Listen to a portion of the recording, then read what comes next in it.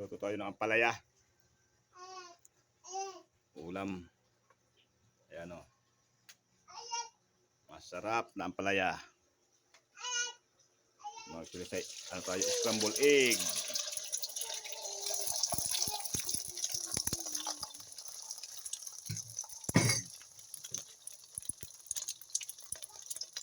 Scramble egg.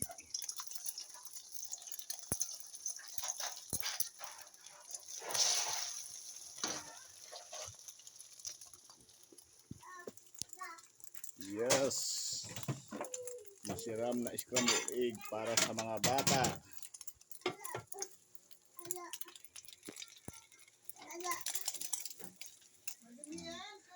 Yes or no? Yes. So, manamit.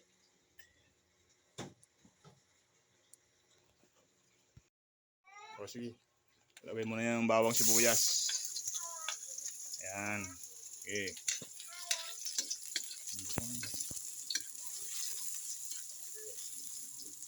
Para maglasa na siyang ano. O, lagay mo na yung ano, kamatis. Yes. Masarap kasi pag medyo marami-rami ang kamatis kasi ano, matatanggal ang pait.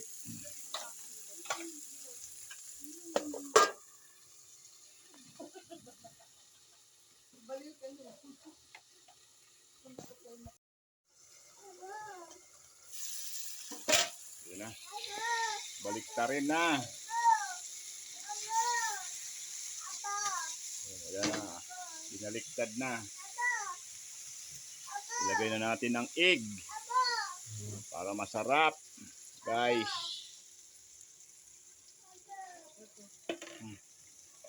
Lagay mo dyan. Pan.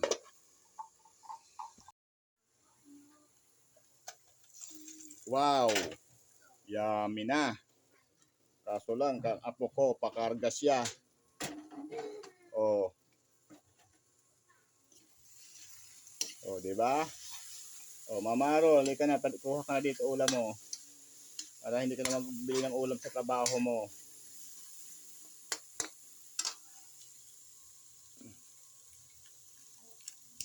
Lagyan natin ng magic sarap para sumarap. Wala na, kunti lang naman eh.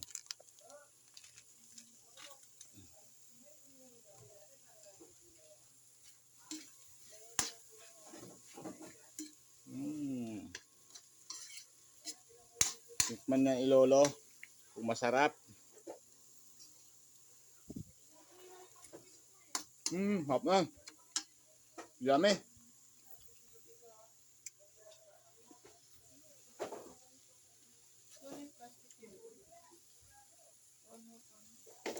Ayun, magdala ka ng araw, no? Kasi magbili ka pa ng ulam. O, ano? Yummy.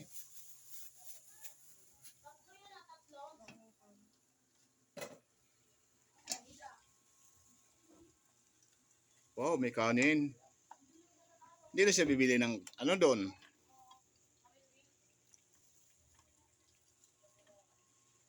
Ano yung pagpag-umaga natin?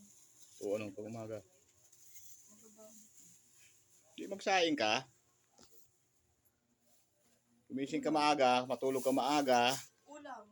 Sus, Carol, Andre, dahil gumawa ng paraan.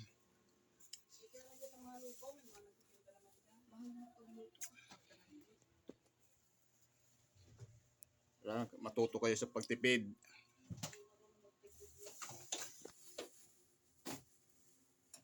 Hindi puro ano. Tingnan mo naman yung aking apo. O, ayan o, nagluluto kami. O, karga-karga ni Lolo. O.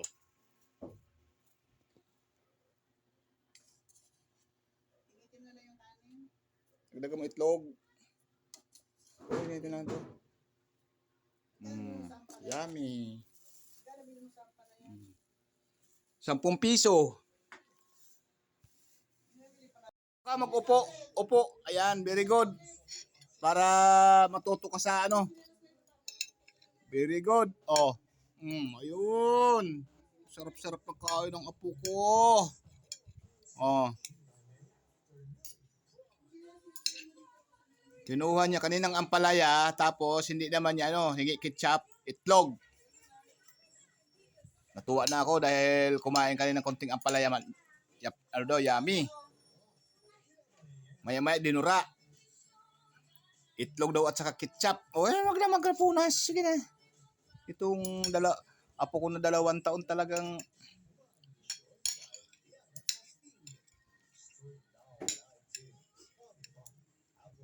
dali. Sige. Yun. Galing.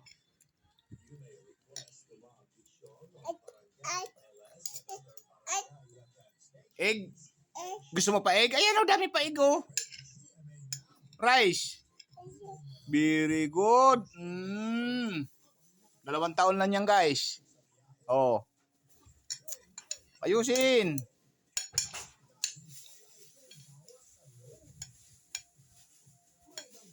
Wow, yummy.